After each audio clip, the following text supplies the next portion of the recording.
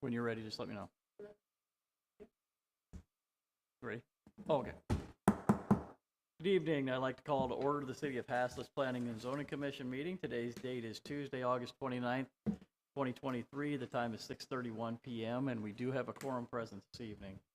The agenda item number 3 is items of community interest. So there's several openings remain for employment here at the City of Haslet. There's a city secretary position, a Parks and Ground Maintenance Worker 1 position, and there's 2 different water maintenance worker positions available. There's a maintenance worker 1 and a maintenance worker 2 position that are available. So if you have interest in those employment opportunities, you can go to Haslet's website and find out more information about how to apply. As a reminder, all city offices are going to be closed on Monday, September 4th, 2023, and that's for observance of Labor Day. Moving on, agenda item 4, our consent agenda. We had our regular meeting that took place on July 25th, and the meetings were included in our packet. Is there any discussion regarding those minutes? Anybody? I'll make a motion that we accept the minutes as submitted. Okay, there's a motion to accept the minutes as presented. Is there a second? I'll second it. Motion seconded. All in favor?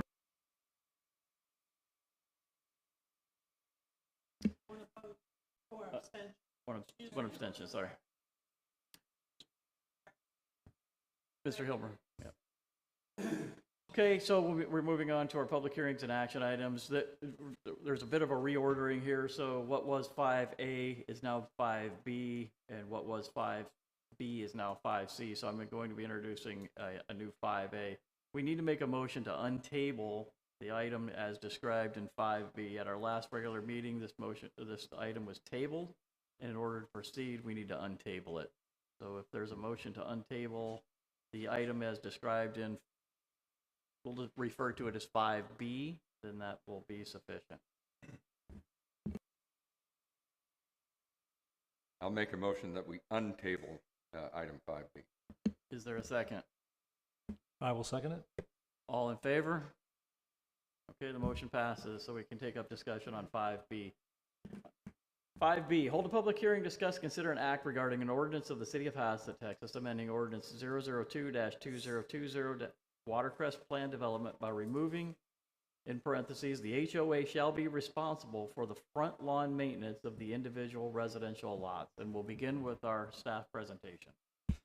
Chairman and members of the commission, like you mentioned, this is a carryover from our last meeting, and we resent notices out to everybody and republished it in the paper notifying everybody of this meeting. And the reason why it was tabled at the last meeting was there were some questions about the legal ramifications of this. And what we, in the audience tonight, we have our city attorney, Jeremy Page, who would like to speak to that if you could.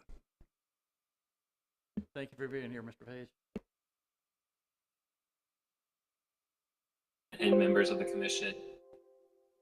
Okay.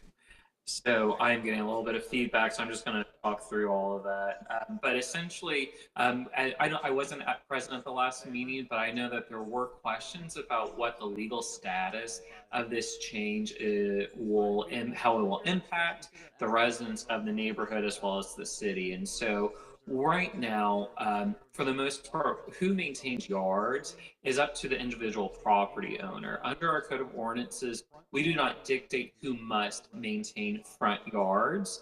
However, what we did in this plan development ordinance, along with a couple of other neighborhoods within the city, we inserted into that zoning ordinance a requirement that the HOA maintain those front yards. And so it's been decided for a few different reasons that that's really not necessary. It's not to say that the HOA is not going to be allowed to maintain the yards, nor would it prohibit the residents of that neighborhood, those homeowners, to still contractually obligate the HOA to do so.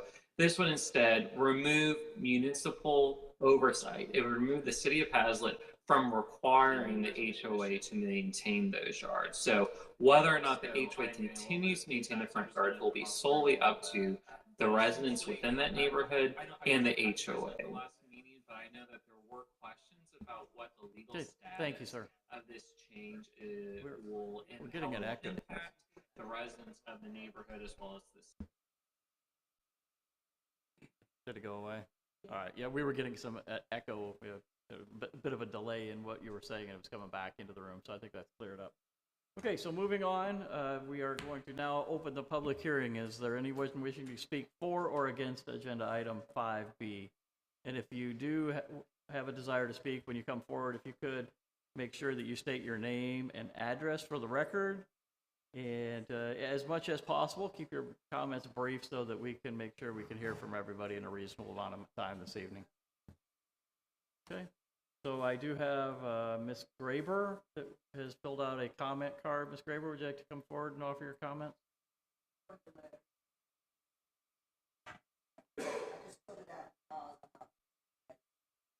Okay. And then I have a Mr., is it Chalupa? If you would like to come forward at this time, you're certainly welcome to. And if you could hit the center button on the, Okay. I was unable to make the last meeting. I'm Curtis Chalupa. I'm in the Watercress community, 2014 Stargrass Road. Unfortunately, I've had a really bad experience with the HOA and dealing with YTL. They have a zero-turn lawnmower.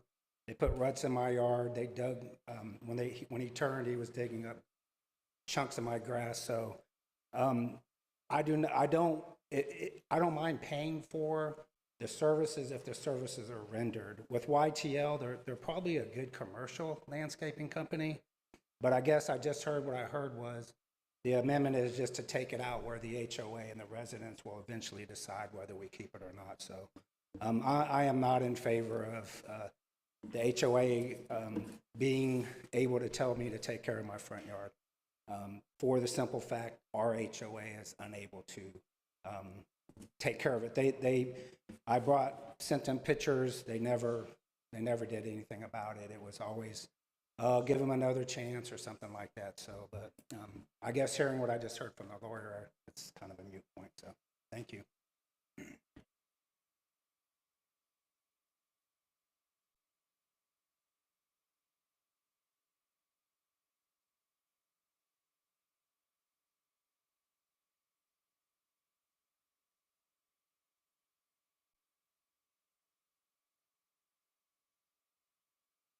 So good afternoon. Just quick point of order. We did vote last time. I think the council voted last time and the motion did fail. Does that still stand, or what is the point of order on that?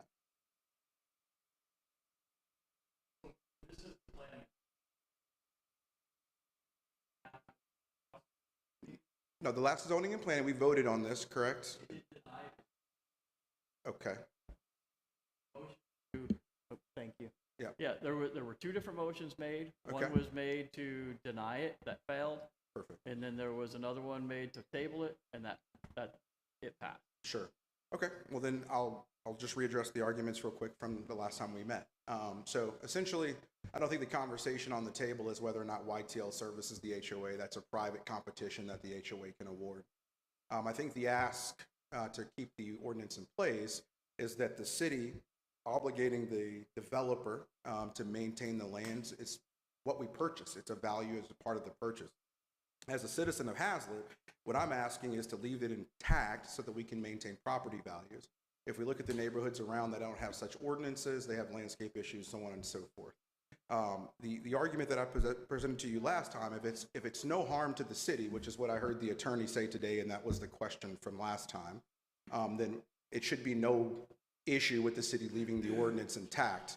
The only person I see that benefits from the ordinance's removal is the developer, as he still has control of the HOA. At that point, he can choose to remove that service. He can choose to leave the HOA dues intact and continue to move around the way until we get ownership of the HOA. I think it's 75% is what I read in his builder quotes. So what I ask is, if it's no harm to the city, if the city attorney says there's no exposure or risk to the city in the ordinance being in place, the said ordinance has been in place for the last 3 to 5 years, is my understanding, and it's had no risk or obligation to the city. It doesn't present any obligation to you to enforce it or to worry about said ordinance, then let it stand, let it be an ordinance, and we'll be the only community in Haslet with it, but we'd feel better having that in place. Thank you. Sure, I'm Jason Jacobs, and I live in Watercress, 2149 Clover Fern Way. Okay, thank you, sir. Thank you. Appreciate your comment. And I apologize, is it Bailey? Okay, thank you. Would you like to come forward and offer comments? Okay. And again, state your name and address for us if you would, please, and turn the microphone on. Howdy, Robert Bailey, live at 2044 Waterleaf Road. I agree with Mr. Jacobs here as well. I'd like for it to stay in place. At the last zoning meeting, there were several comments on how the city had, there were areas in that 002-2020 city ordinance thing that they couldn't enforce. Reading through that, there are several other entities that it seems like they wouldn't be able to enforce or haven't currently enforced as well. Little things like the carriage doors, we're required to have that according to that ordinance that we're about to make adjustments to. It's not reflected throughout the neighborhood. So I was curious why we had so many items. We're stuck on this one, which is why we're here, right? I would like for that to maintain. I'm fumbling here. I'm not good at public speaking, but ultimately I'd like it to stay in place because, I mean, whenever we went into this area, we had the expectation that would be one of the things that would be taken care of, not from the HOA standpoint. Seeing it backed by the city is something that helped us encourage us to make that decision. And whenever there's things like that also can't be enforced, there's other areas in that ordinance thing that also appear like they couldn't be enforced as well. So it gives me concern on what should and shouldn't be in that 002-2020 for Watercress. But I'm not in support of changing it. Or if it was to be changed, could it be a timeline at which it's to expire once the builder no longer has the significant ownership and votes of the HOA, to where right now our votes wouldn't matter even if we wanted to do something different for the HOA until the builder, it all builds out and they no longer have the whole control. So if we were to adjust it, could a compromise be at the time where the residents could have the ability to actually control the HOA, or at least our votes mattered, then that would go into effect. Thank you for your time. Yes, ma'am. Yeah. Yeah, wait till you come up to the microphone and state your name and address, please.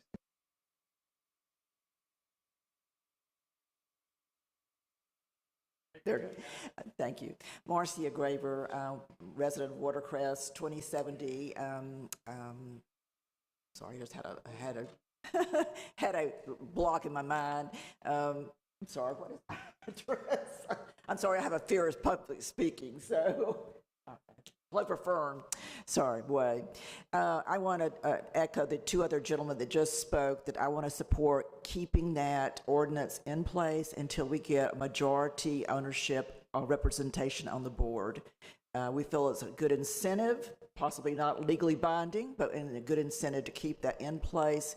I too, my husband and I bought this property with the caveat that the HOA was going to enforce it. We feel like without having that ordinance in place, that the developer could drop that requirement and then would be left to fend for ourselves, and that is not what majority, I think, of residents that I've spoken with wish to happen. So we would appreciate you at least keeping it in place until we can get at least a majority ownership on that board. Thank you. Thank you. Is there anyone else wishing to speak for or against agenda item 5B? Okay, recognizing no one else came forward, we'll close the public hearing and we'll move to discussion.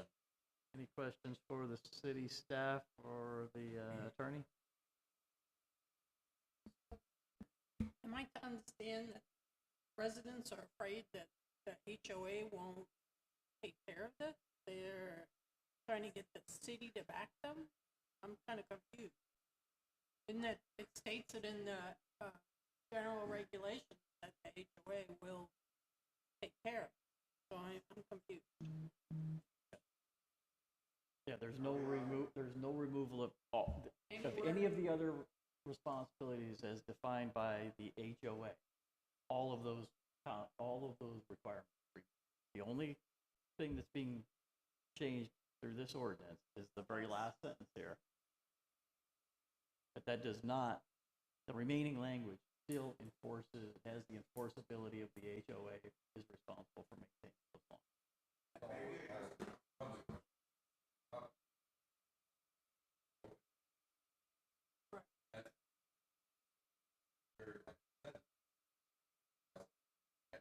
That the HOA should be responsible for seeing that the front line maintenance. That's the only subdivision in the city that has that sentence. So that was the recommendation by mayor, others, to remove that and make that. As Jeremy says, it doesn't obligate us, but we have apparently no way to enforce it. But you could ask him. I would ask that, Mr. Page. So, Well, that I do want to kind of clarify this. So we can enforce it. This would make it so that by removing it, we wouldn't enforce it. So there's nothing that, because they have obligated themselves to it within their zoning ordinance, we can enforce it. So that is, so I just do want to clarify that. In what respect? How might we enforce it? How might we enforce it? Sure. So any violation of the zoning ordinance, whether it be the one that's codified, so all the zoning regulations in our code of ordinances, or within the specific plan development ordinance for this specific neighborhood, if they were to violate any of the zoning restrictions, they could be issued a citation. And so in this case, because the HOA has that obligation, if they fail to do so, we could issue a citation to the HOA, and it would be a fine of up to $2,000. A one-time fine or until they comply? For each and every day that violation occurs. That I do want to clarify. So then if they did not comply, would then that entail some sort of lawsuit possibly? By removing it, we wouldn't. So I guess in regards to how it is right now, the first step would be issuing citations. It is possible that if they refuse to comply with the zoning regulations, we could eventually, there could be potentially a lawsuit later down the line, but initially it would be citations. And again, though, we would, if you were talking about the homeowners themselves, they have if it's within the HOA documents, then they would have a private right of action against the HOA if they fail to do that, because that would be a breach of contract between the HOA and the homeowners. But I do not, that's, litigation is so far down the line, at least when it comes to the city, that I don't perceive that occurring. But again, what the staff is asking for right now is for it to be removed. And so once it is removed, then the city portion of that equation goes away. We would not be involved in issuing citations or suing them or anything else to enforce the HOA requirement that they maintain the front yards. But, so Mr. Page, just to make sure I have a clear understanding of what remains enforceable, the city still, because this is a planned development, all conditions under the planned development are enforceable, correct? Yes. And the statements that remain, that the HOA is responsible for front yard maintenance, remain, and that's enforceable as part of the PD, correct? Yes. Until obviously, if the HOA were to try to sue us to say, oh, that's a unlawful zoning provision, which I guess they could, but it is something that we could enforce, and it is in their ordinance, and it is something they contractually agree to with us. Okay, thank you.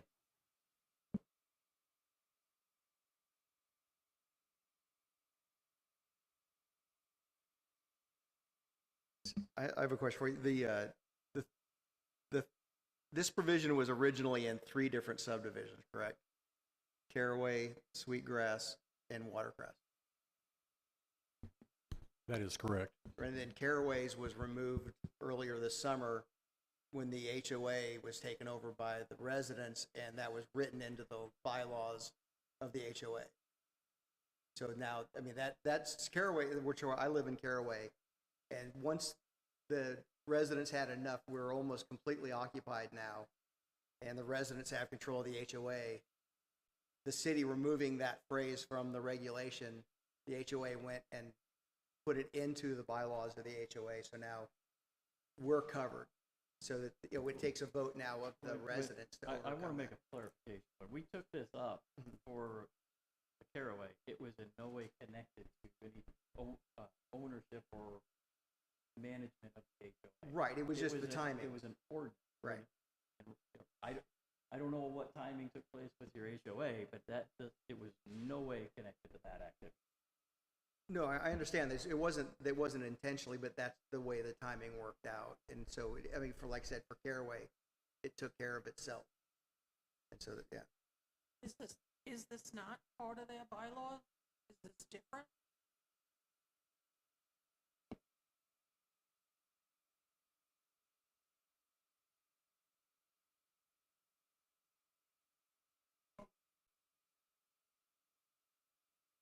So if that's the case, there is no HOA document yet. Is that correct? We don't, the HOA document really is not for us to evaluate. The obligation is stated in the plan. We did close the public hearing. Yeah. So, because I do value the input of the citizens of this community, you know, I've been doing this for a long time, and I appreciate when people come in. If you have something you really want to say, I'll let you come forward. I just don't want to let the public hearing go on continuously.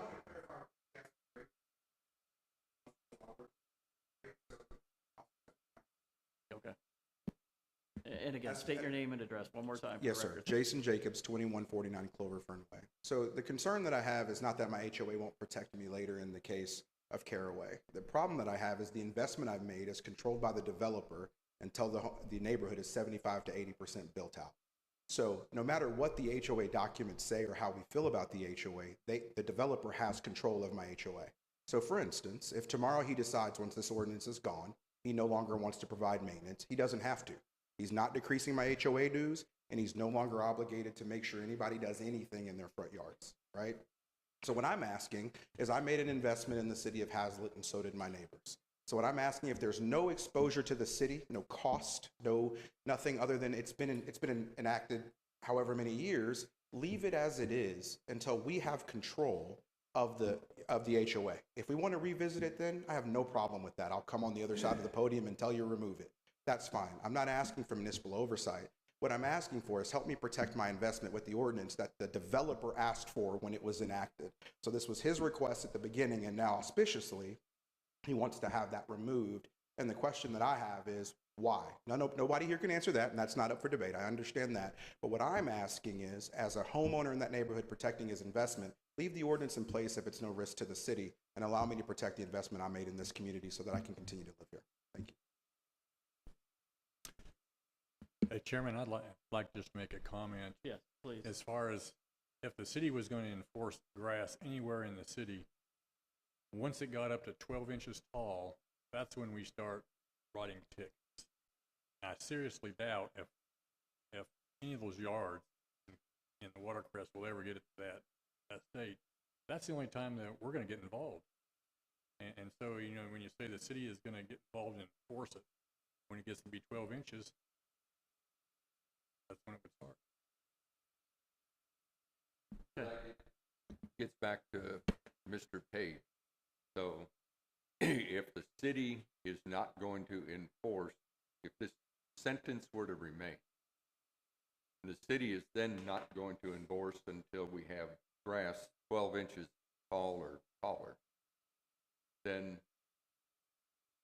I mean, that doesn't make any sense to have the sentence in there at all. I mean, we would be, if the grass got that tall, I think these citizens would be talking to their neighbors long before we would.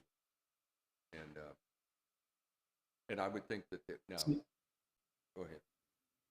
Yeah, so to your point, This does not prevent the city from enforcing all of its other nuisance requirements and all the other ordinances that require grass and front yards to be properly maintained in a safe manner, to keep grass cut at a certain length and have no overgrowth or dead limbs hanging over the street. All of that the city would continue to enforce. The only thing that we'd be removing is any sort of enforcement that the HOA had to maintain it, those front yards themselves.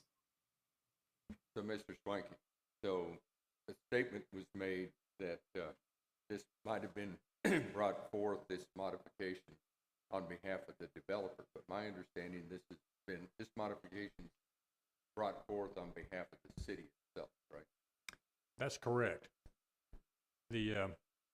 The owner of the original owner developer, which is Terra Manon, was the group on all three of these that we've looked at, and he was made aware with notices when we sent him out. That's the first time it was not on his behalf.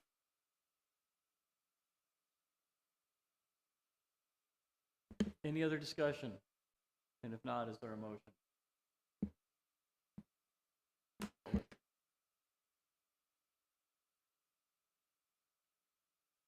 Buddy? All right, I'm gonna do like I did last. I'm gonna recommend that we recommend to City Council that they amend Ordinance 002/2020, paragraph C7, by removing the last sentence of the ordinance. The HOA shall also be responsible for the front lawn maintenance of the individual residential lot. Okay, there's a motion to recommend approval to city council. Is there a second? I'll second it. Okay, motion second. All in favor? Opposed? Motion passes. Okay, moving on. Agenda item 5, now the new 5C, workshop. We're going to be discussing training concerning terminology as we conduct our P&Z meeting. Let's give the room a chance to clear. We can always learn.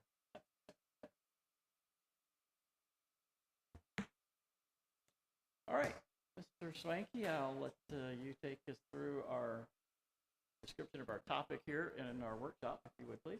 Actually, I'm going to let Mr. Page do that. Okay. He's going to handle the workshop session here, so it's in his court. All right, super. Thank you. Yes, thank you. Good evening again, everybody. I'm not sure if the mayor had a chance to pass out the brief memo that I composed. Did that get passed around to everybody?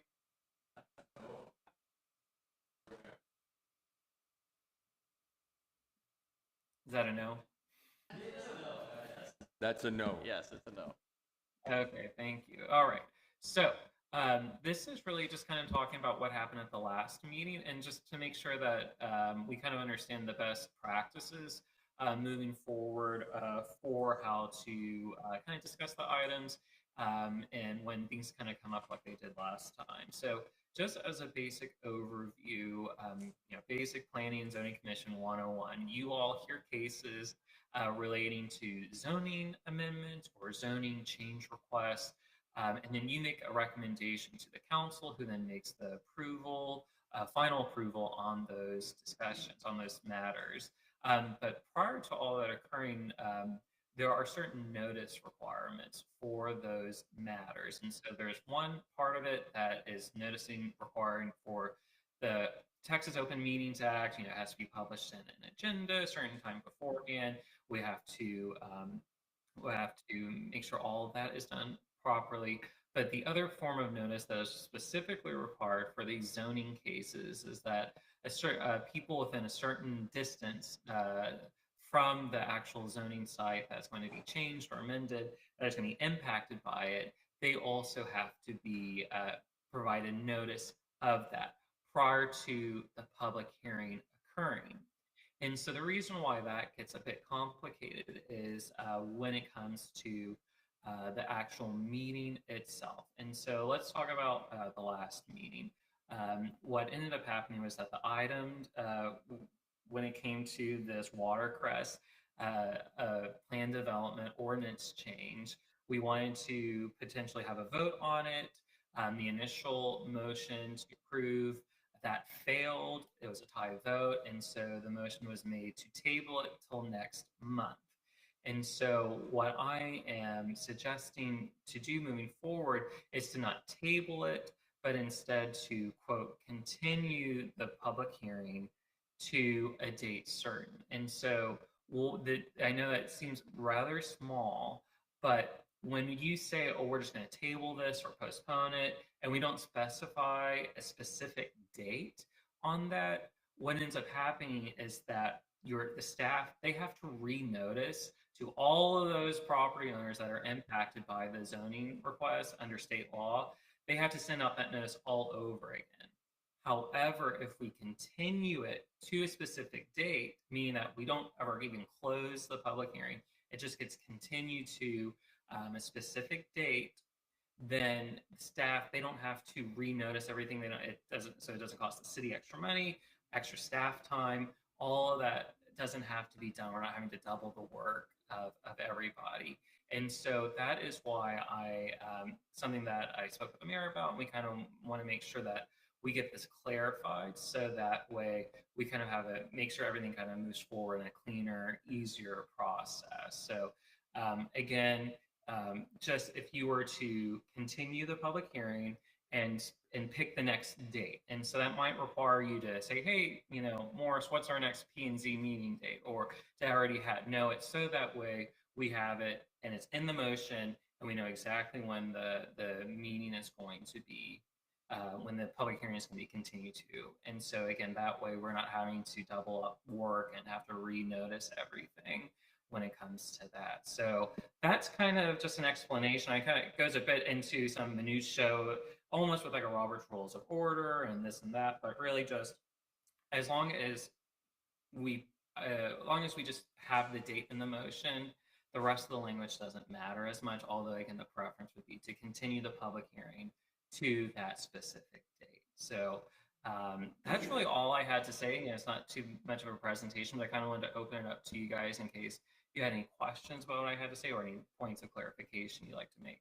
Yeah, just a quick question for facilitation of the meeting that it's continued to. So if we've opened the public hearing, closed the public hearing at the previous meeting, let's just say that was our last meeting, our July meeting. And so the public comment period for that, in the course of that meeting, was open and closed, and we moved to discussion. If we continue to the next meeting, at the next meeting, then do we open the comment period back up in the interest of community input, or are we restricted from doing that because we've already opened and closed the public comment section of the agenda item? So continuing the public hearing would mean that the public hearing would continue on at the next meeting. And so I spoke with the mayor. He had the exact same question for me earlier this afternoon. And technically, you would probably want to reopen the public hearing and then have a motion to continue it. That would probably be the best, most procedurally correct way to do it. But either way, the public hearing would be continued on to that next meeting. There wouldn't necessarily have to be a motion to reopen it. It would already be open because it was never closed. Right. And so, and then of course there could be a motion to close the public hearing at that time. But again, in the interest of kind of open government and ensuring that people have a chance to speak, especially when we're saying that the public hearing is going to be continued to the next meeting, it would probably be wise to, yes, have an opportunity for public comment. And I'll also say this, one of the main reasons why public hearings often get continued is so that the applicant has more time to kind of fix up some things with their application, resolve some of the issues that may have been brought up at the initial meeting. And so that way, when it comes back, it can be addressed, and it will give the opportunity for the applicant to state whatever they need to state, for the commissioners to ask any questions of the applicant, and then for the public to make any comment as necessary. And then just one more clarification, and maybe I'll ask it as a question, but it's more of a statement. So when we are reviewing plats, if final and preliminary plats, we should never continue or table. It's either recommend for approval or deny, correct? And so yes, because those have such strict timetables on it, it is important that you all submit your recommendation to the council, so that way the council can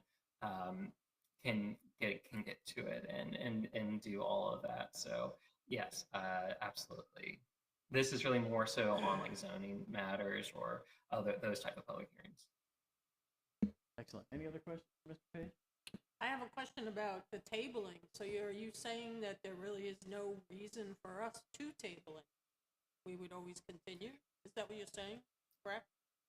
Yeah, so tabling is traditionally used when you're pretty much wanting to take it off. Tabling means you're going to postpone consideration for it indefinitely. And so tabling it might be a choice that you make if you can tell that the application is not going to be approved, and maybe you still want to give them a chance to fix some things, but you don't really have a date certain, because that way it doesn't go to council. Because whether or not you approve or disapprove something, it still goes to council, and the council has the ability to override whatever votes you guys make. So if you guys vote to disapprove something, it still goes to council. I think in almost every situation, and they get the chance to either approve or disapprove.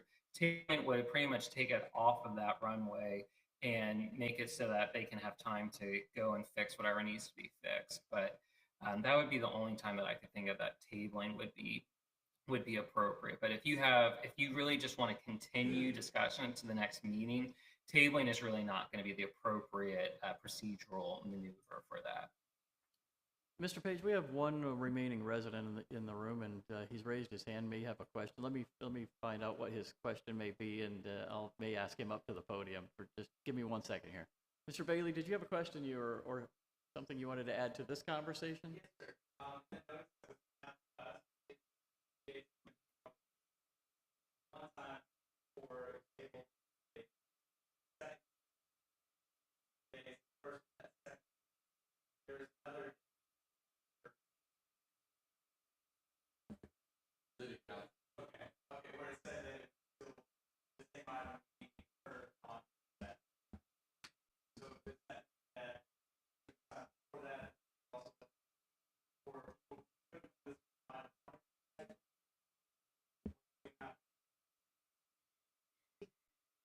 Yeah, what I would like you to do is, why don't you stay after, and we can maybe answer that question offline, because it's not really relevant to this agenda item, but maybe we can clarify your question. I'm not sure we can, but if we can't, you can call the city office tomorrow, and you can definitely get an answer that way.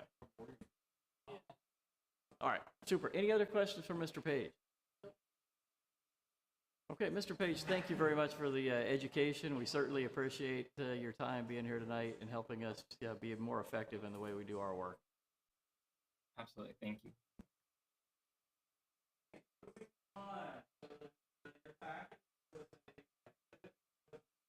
There was an exhibit that showed the status of current developments.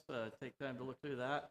You can see the percentage of build-out that's occurring throughout the different development projects. We don't have an executive session this evening, so we don't need to take any action on anything from an executive session.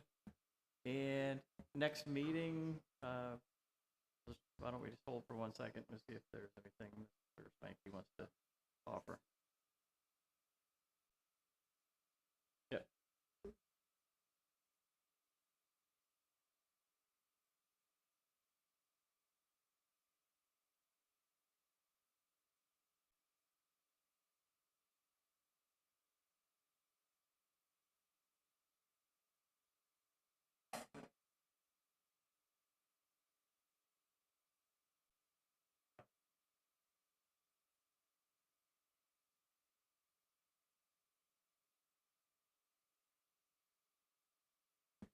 So we jumped all the way to agenda item 9, and we're just curious if there's anything you wanted to share with us around future agendas that before we adjourn for the meeting. Yes, sir. We will have several site plans coming before this commission that have been submitted. One is going to be ready for sure and it's at the corner of 156 and Schoolhouse Road. That little triangle there, just south of where the city currently has their buildings. There was a plan development and site plan that was approved on that several years back, and it's going to be changed slightly, and so they have to do a new site plan for it.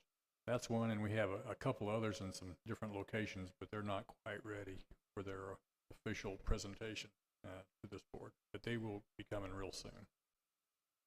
And just so you know, we're very active. There's a lot of things going on in Haslet, and so you're not going to go have a dry spell. I'll put it that way. No workshop coming up anytime soon, right? Well, that doesn't mean we won't have some workshops, but that's about all I can say. Okay, excellent. Moving on, agenda item 10. We are adjourned, and the time is 7:11 p.m.